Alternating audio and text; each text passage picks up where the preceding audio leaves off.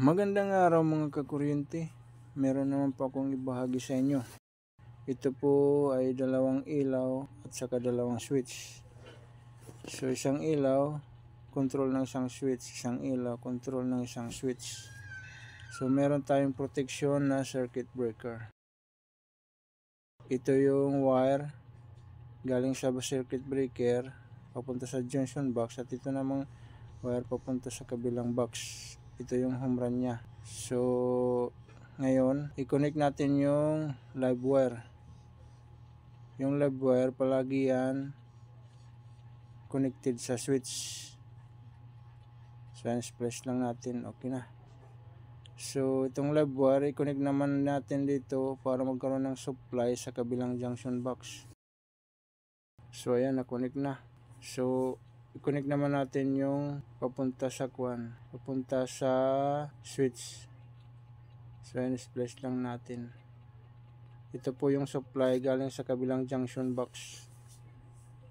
So ayan, okay na. So sunod naman natin yung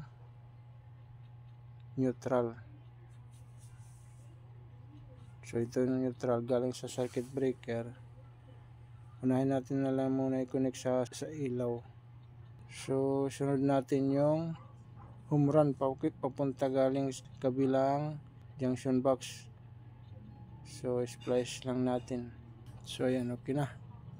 So bali sunod na lang natin yung return.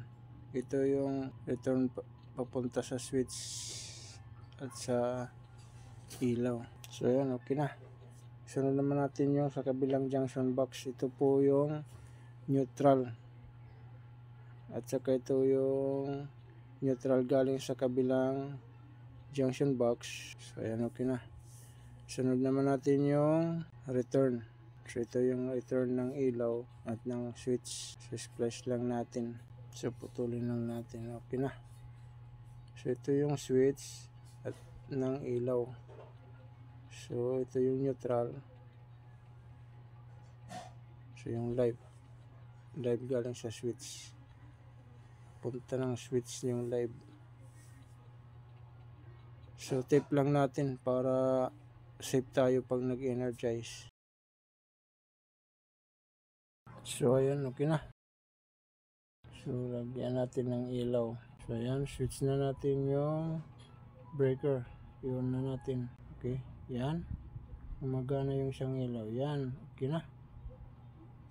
Okay na yung wiring natin. Maraming salamat po mga kakuryente.